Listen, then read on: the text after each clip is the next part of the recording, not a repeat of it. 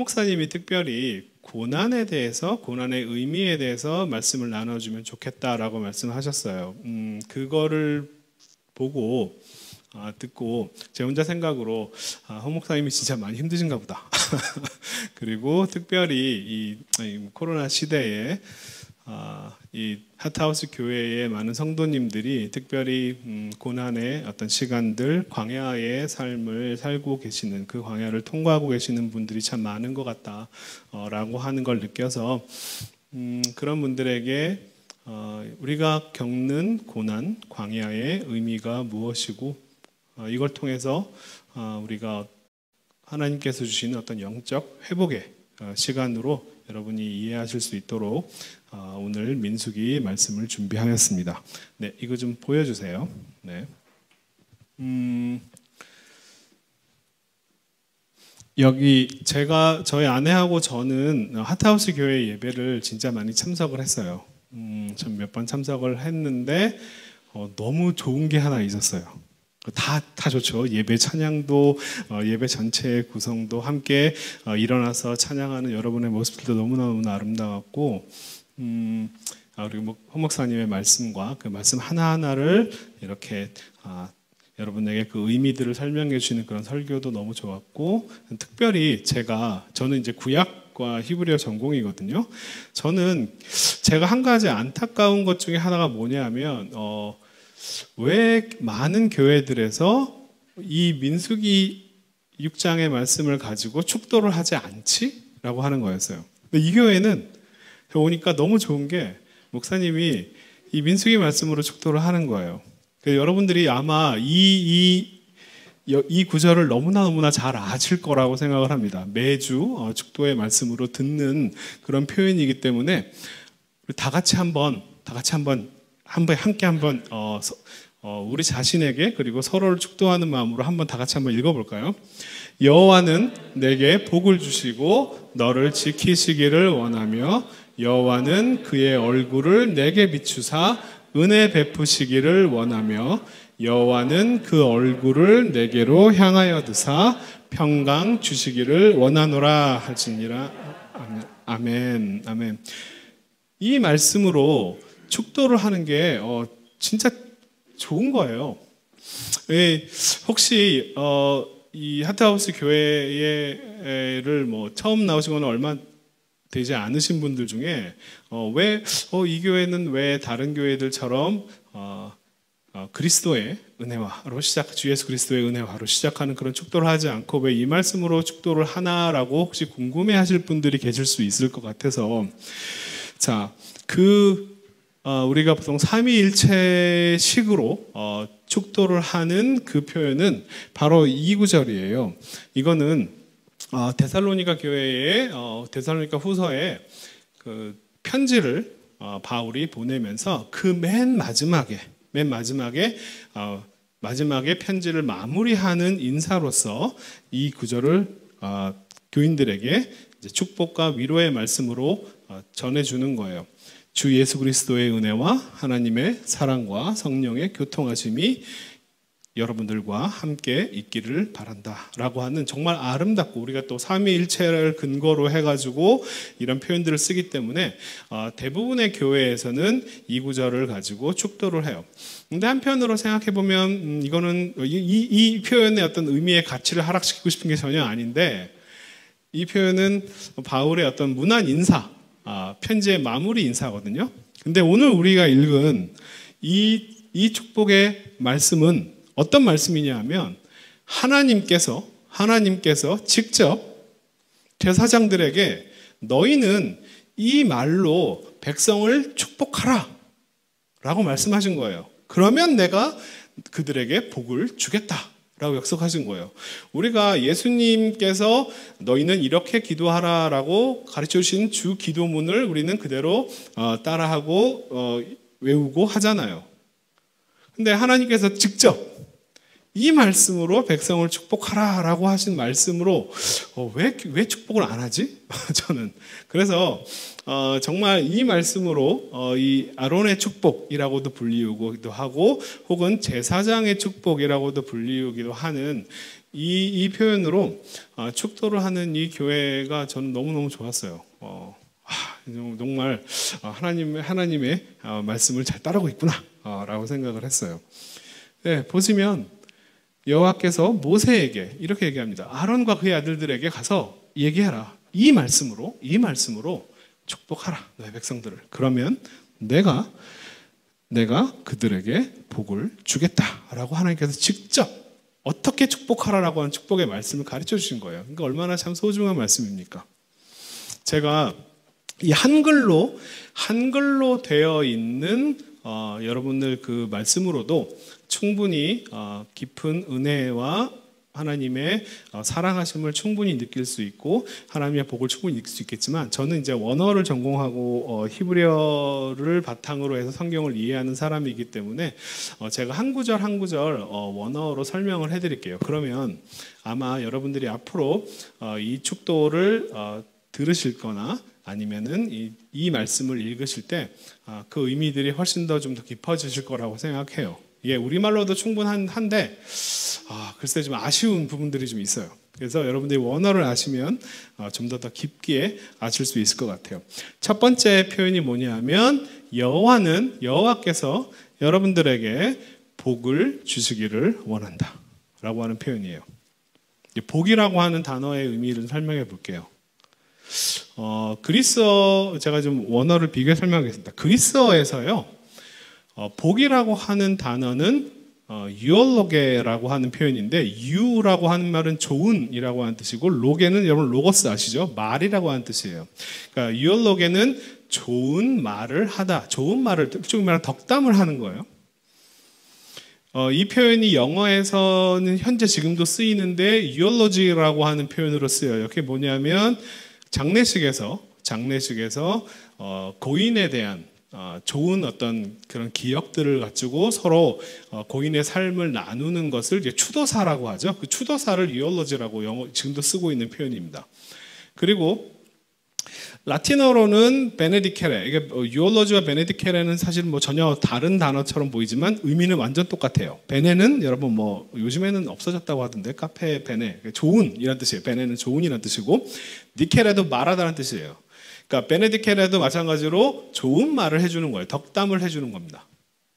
그리고 영어로 축도가 benediction이라고 하는 단어가 바로 여기서 나왔어요. 그러니까 축도는 뭐냐면 여러분들에게, 목사님들이 예배 끝나고 여러분들에게 좋은 말을, 덕담의 말을 해주는 거예요. benediction. 그리고 영어에서는 이제 bless라고 하는 표현을 쓰죠. bless. 다 아시는 단어일 거예요. 이 bless라고 하는 단어의 어원은요, 사실은 blood에서 왔어요. 피와 관련되어 있습니다. 무슨 뭐 6월절 어린 양의 피, 뭐 예수님의 피, 보혈의 피, 뭐 이런 거하고 연관을 짓기에는 사실은 그거보다도 훨씬 더 오래된 역사를 가지고 있는 표현이고요.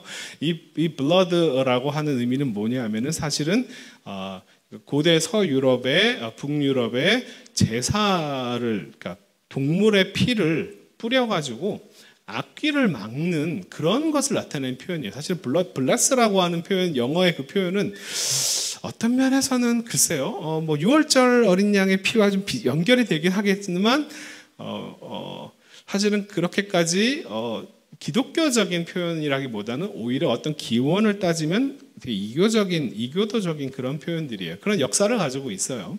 물론 이제 우리는 그런 bless라고 하는 단어에 현재 그런 의미를 담아서 이야기를 하고 있는 건 아니기 때문에 여러분이 이 표현을 쓸 때 뭐 불편해하실 거는 전혀 없는데, 이 bless라고 하는 표현은 피를 뿌려서 악귀를 쫓는 그런 북유럽의 풍습에 기원을 하고 있습니다. 한자도 있네요. 자, 한자. 복자.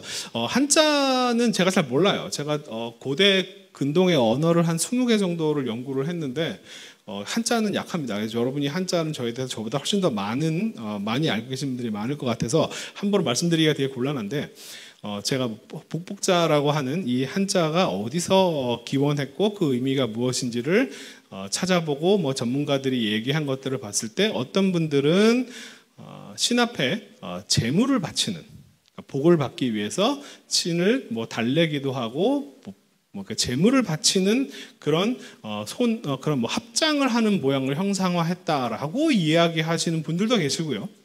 또 어떤 분들은 이 복복자의 위에 지붕이 있고, 그러니까 살 집이 있고, 그 다음에 밭전자가 먹을 것이 있고, 옆에 볼시자가 그게 사실은 의복의자의 변형이다라고 얘기해서 사실은 먹을 것이, 입을 것이, 그 다음에 잘 곳이 있는 의식주 문제가 다 해결이 된 상태를 복을 받은 상태로 이렇게 이해하고 있다라고 이야기하시는 분들도 계세요. 어떤 분의 말이 맞는지 저는 평가를 못합니다. 제가 그만큼 한자에 대해서 잘 모르기 때문에 여러분은 저보다 더 많이 아시는 분들은 한자에 대해서 더 다른 해석들을 하실 수도 있을 것 같아요.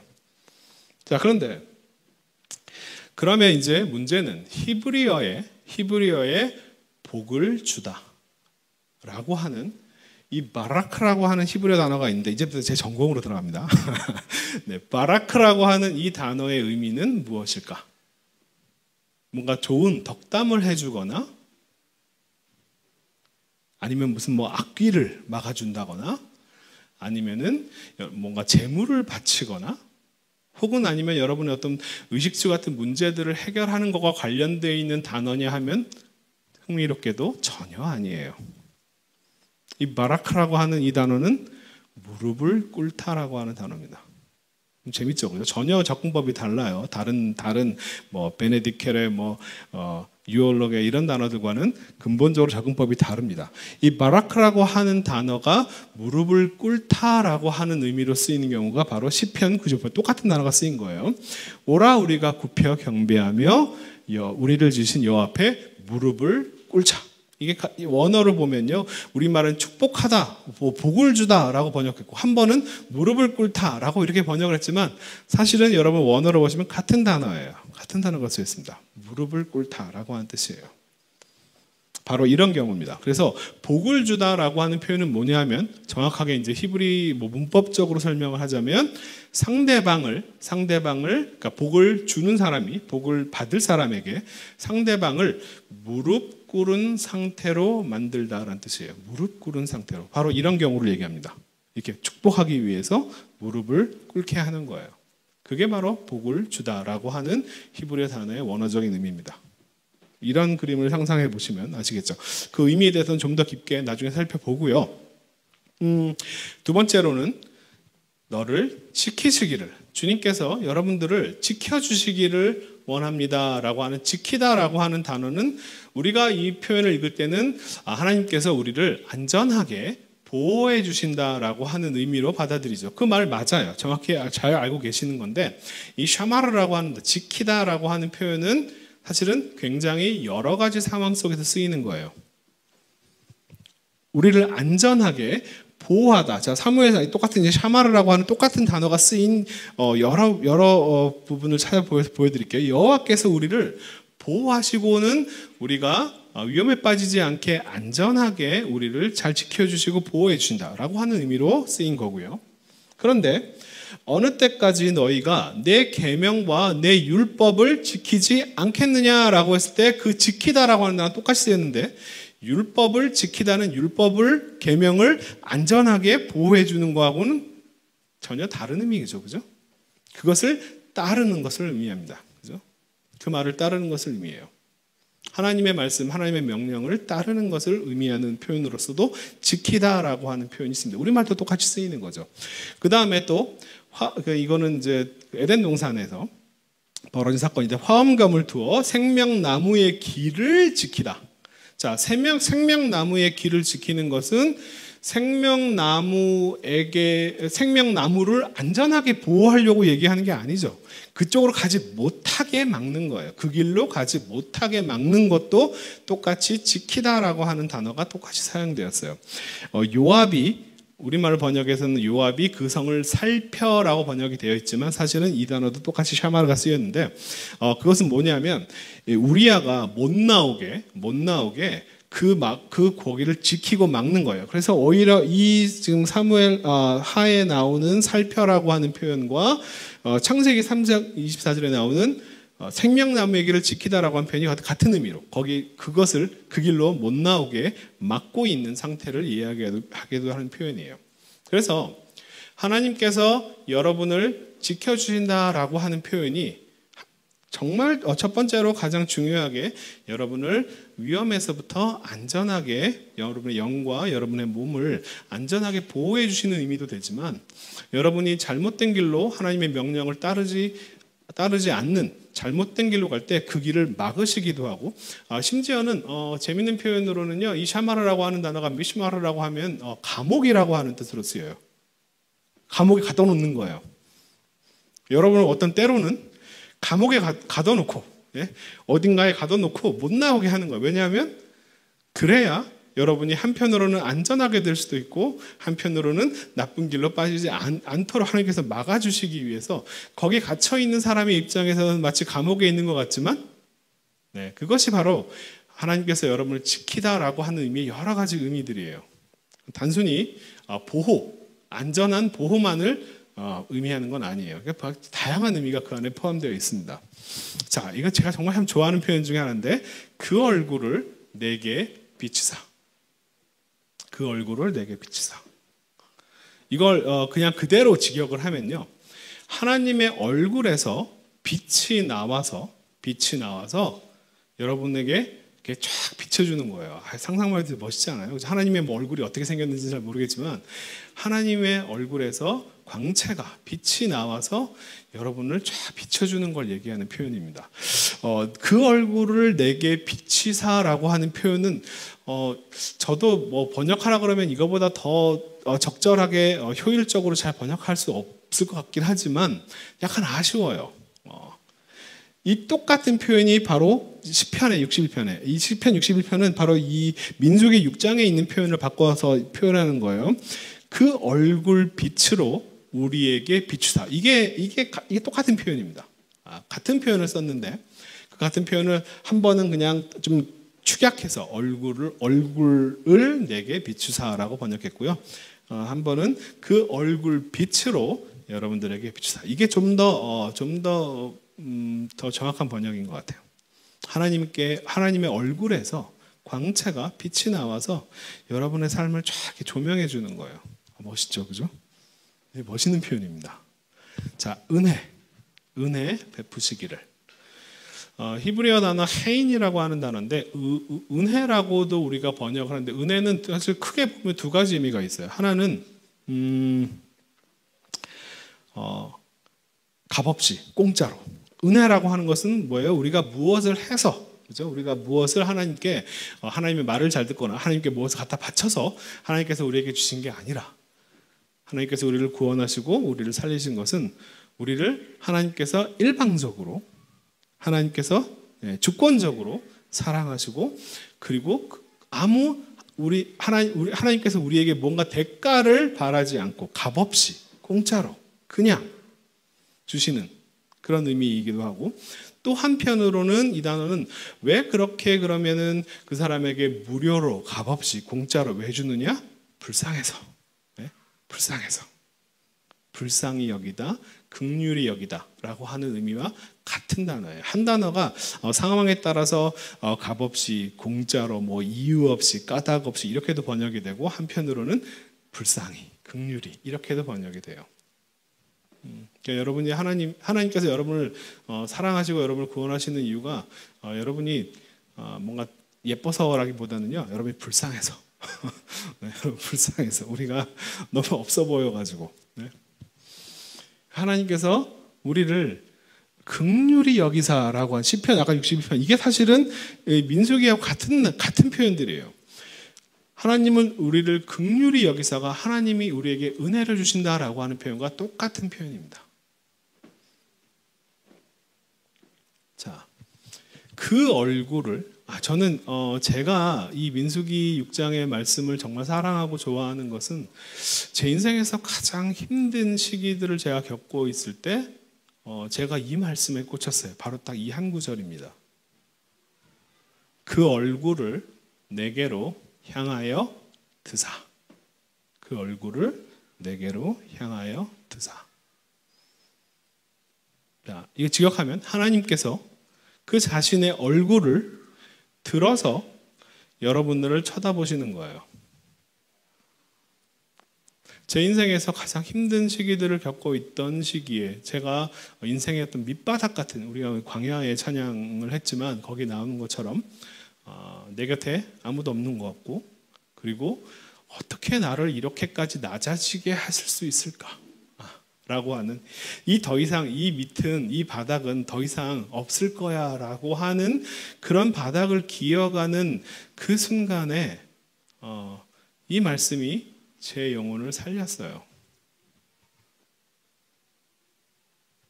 하나님께서 얼굴을 들어서 여러분을 보시는 거예요. 그러면 하나님이 그 얼굴을 들어서 여러분을 보려면 하나님은 어디 계실까요? 하나님은 어디 계실까요? 네? 하나님이 여러분 아래에 계신 것 같아요. 그죠? 바로 이 부분이었어요. 나는 여기가 내 인생의 밑바닥 같고 더 이상 낮아질 곳은 없는 것 같았던 그런 순간에 내가 위로 하늘을 쳐다보고 하나님을 아무리 불러도 하나님이 대답하지 않는 것 같고 하나님이 내 음성을, 내 기도를 들어주지 않는 것 같은 순간에 하나님이 어디 계신가 해봤더니 하나님이 내 아래에 계신 거예요. 그래서 나를 붙잡아 주시는 거예요. 나를 지키시고 나를 보호해 주시는 거예요. 그 말씀이 저를 살렸어요. 하나님, 우리가 보통 하나님이 하늘에 계시고 하나님이 위에 계신다라고 하나님에 대한 이해를 할 때, 근데 하나님이 사실 뭐 위에만 계신 게 아니라 우리는 모든 곳에 하나님이 계신다라고 하는 것을 알고 있죠. 그런데 뭔가 하나님이 우리 아래에도 있을 수 있다라고 하는 생각은 우리가 하나님을 이해하는 폭을 훨씬 더 넓혀주는 것 같아요. 그리고 내가 현재 지금 살고 있는 내 삶을 이해할 때 있어서도 그 폭을 혹시 다른 각도에서 보게 해요. 여러분 인생의 밑바닥을 혹시나 지금 걸어가고 계신 분들, 이 밑은 없을 것 같아 보이겠지만 그 밑도 있어요. 그 밑도 있습니다. 하나님께서 그 밑으로 떨어지지 않게 붙잡아주고 계시는 거예요. 여러분 아래에서. 자, 그 다음에 이게 마지막 표현이죠. 평강 주시기를. 히브리어를 전공하고 히브리어를 가르치는 사람으로서 좀 안타까운, 이건 좀 아쉽다, 진짜 많이 아쉽다 라고 하는 게 뭐냐면, 여러분 히브리어 단어 중에 여러분 잘 아시는 단어는 바로 샬롬이에요. 샬롬이 이 단어입니다. 근데 샬롬을 평화, 피스, 평강이라고 번역하는 것은 샬롬이라고 하는 단어가 갖고 있는 어떤 한 부분을 잘 표현한 말이긴 하지만 그 단어의 전체를 다 표현한 단어는 아니에요. 자, 평강, 샬롬이라고 하는 단어의 원뜻은 뭐냐면 온전함이에요. 온전함, wholeness, 영어로 하면 whole, 온전하게 되는 걸 얘기합니다. 이 샬롬을, 자, 이 똑같은 단어 같은 쓰인 표현들이에요. 여러분 번역을 어떻게 하시는지 잘 보세요. 아사의 마음이 일평생 주님 앞에 평화로웠으며, 아니죠, 그죠? 온전하였으며. 이 똑같은 단어가 쓰인 겁니다. 너는 내 아비의 하나님을 알고 평화로운 마음과, 아니죠, 그죠? 온전한 마음과 기쁜 뜻으로 하나님을 섬겨라. 자, 소는 서로 갚는다라고 하는, 이게 바로 이 샬롬이라고 하는 단어가 동사로 샬렘이라고 하는 단어로 쓰인 경우예요. 자, 소를 서로 평강하게 하고 평화롭게 하고, 아니죠, 그죠? 이게 우리 집 소가 옆집 소를 갖다가 이렇게 다치겠어요. 죽게 하거나 다치겠어요. 그러면 옆집은 온전한 상태가 파괴된 상태가 되는 거예요. 그죠? 그럼 그것을 다시 온전한 상태로 회복시켜주는 것이 바로 이 샬렘이라는 단어고, 그러니까 그것을 소를 서로 갚는다라고 번역을 하는 거예요. 도적은 반드시 배상할 것이, 똑같은 단어가 쓰였어요. 이것도 바로 도적은 반드시 평화를 맺어, 평화 협정을 맺어야 된다, 이런 표현은 아닙니다. 네? 무엇인가를 훔쳐서 상대방을 온전한 상태에서 온전치 못한 상태로 만들었을 때 그것을 다시 되돌려주고 갚아줌으로써 그 사람을 다시 온전한 상태로 만들어준다라고 하는 표현이에요. 그러니까 여러분 샬롬이라는 단어의 원래 뜻이 온전함이다라고 하는 걸 충분히 아시겠죠, 그죠? 그러니까 여러분에게 하나님께서 평강을 주시기를 원한다라고 하는 이 표현을 들으시면, 이것은 하나님이 내 마음을 불안하게 하지 않고 평화롭게 그리고 안전하게 하시겠다라고 하는 의미, 그것도 맞죠. 그것도 맞는데 보다 정확하게는 여러분을 다시 온전하게 원래 당신의 모습으로, 원래 여러분들의 모습으로 하나님께서 창조하시고 만드신 그 원래의 모습으로 회복시키기를 원한다라고 하는 표현이에요. 그냥 평강을 주신다라고 하는 표현으로는 이런 의미들을 다 담을 수가 없어요. 좀 약간 아쉬워요. 진짜 많이 아쉬워요. 이 부분은. 여러분을 온전하게 하시기를 원합니다. 이게 이 아론의 축복의 최종 결과예요. 여러분을 본래의 모습으로 하나님께서 창조하시고 너 이거 하려고 태어났어. 내가 너를 만든 이유는 네가 이런 삶을 살기를 원해서 너를 만든 거야 라고 하는 것을 깨닫고 알아가게 만드는 것을 얘기합니다. 그냥 마음이 평안하고 내 영혼 평안해가 아니에요. 그것보다 훨씬 더 깊은 의미를 갖고 있어요. 평강 주시기를 이라고 하는 표현은 여러분을 본래의 모습으로 회복시키기를 원한다라고 하는 의미예요.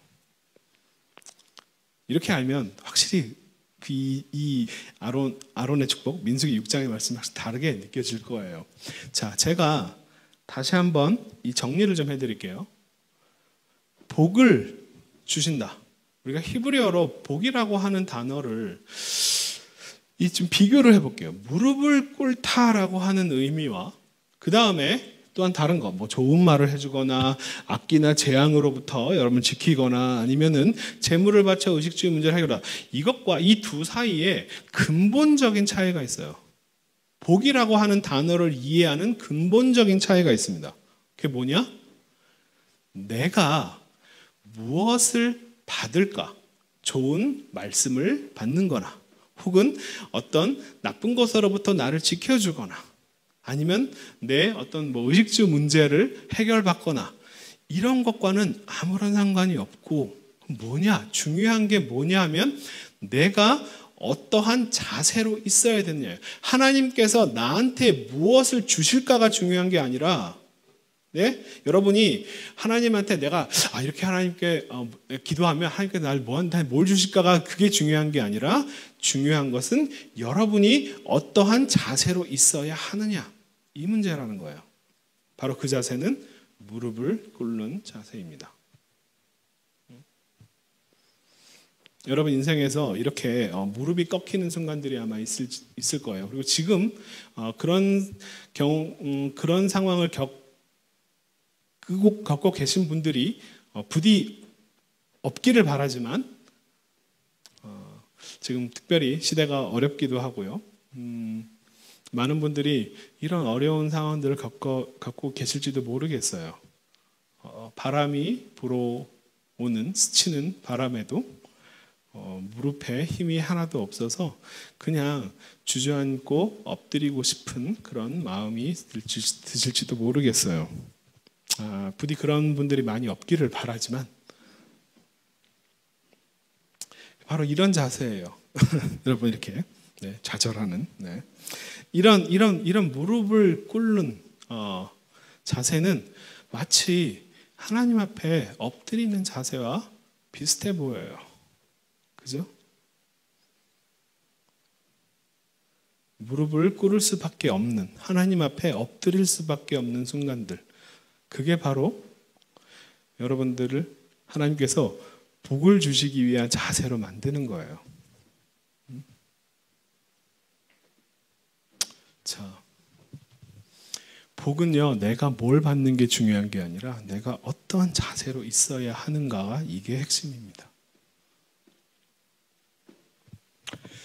자, 여러분 이 말씀이요 이 민수기 말씀이 여러분 하나님께서 여러분에게 복 주시기 원한다. 그러니까 이제부터 여러분의 삶이 평안하고 행복하고 이제부터 내 모든 문제가 해결되고 잘 먹고 잘 살겠다라고 하는 그런 의미로서의 말씀이었으면 참 좋겠는데 자, 이 말씀이 언제 주어진 건지 한번 살펴볼게요.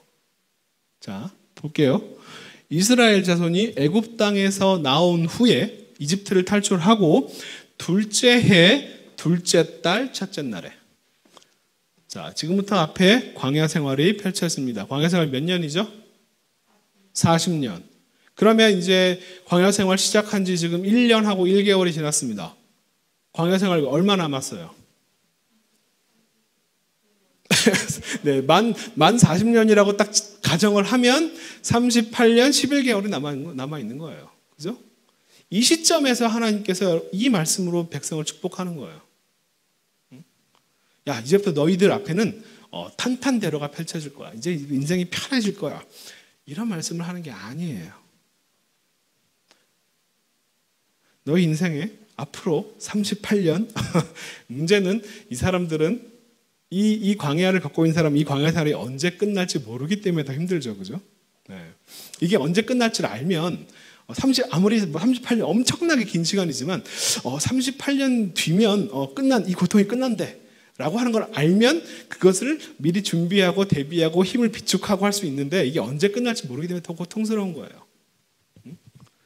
작년에 시작할 때 작년 1월 달에 시작하면서 올해는 이제 코로나가 끝나겠지라고 생각했는데 안 끝나는 거예요.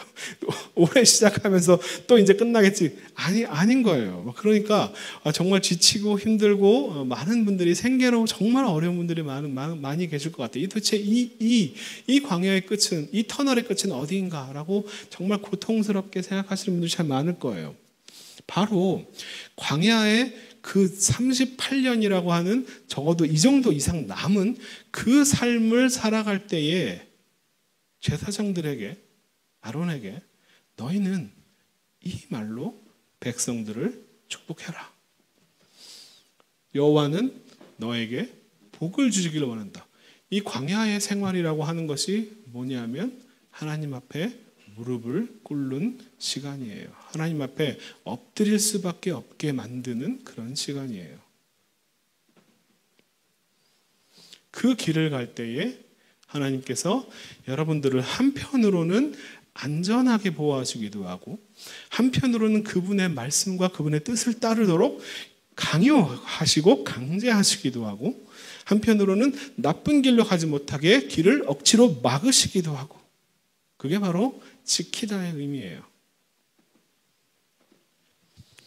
하나님께서 그 자신의 얼굴에서 광채를 내붙여서 여러분들이 앞으로 한 발 걸어갈 때 그 앞길을 쫙 비춰주는 거예요. 자, 광야 생활이 여러분이 인생의 밑바닥에서 하나님께 버림을 받는 것 같고 하나님의 음성이 들리지 않는 것 같고 아무리 봐도 하나님이 나한테 왜 이러시지? 라고 하는 그런 순간일처럼 느껴질 수도 있는데 동시에 광야의 생활은 그만큼 하나님과 가까워질 수 없는 그런 시간이에요. 매일 구름 기둥과 불 기둥으로 하루하루 어디 길을 가야 될지를 하나님께서 알려주시는 것만큼 이렇게 선명하고 분명하게 하나님과 함께 있다는 걸 느낄 수 있는 그런 시간이 어디 있겠습니까? 그 시간을 가는 그 38년, 40년이라고 하는 시간이 왜 필요했느냐? 왜 무릎으로 기어가는 왜 그런 시간들이 필요했느냐? 이스라엘 백성을 여러분들을 하나님께서 원래 창조하신 그 본래의 모습을 발견하고 찾고 깨닫고 나 이거 하기 위해서 태어났구나. 나 이거 하라고 하나님께서 나를 만드셨구나. 라고 하는 것을 깨닫고 알게 하는 그런 시간인 거예요.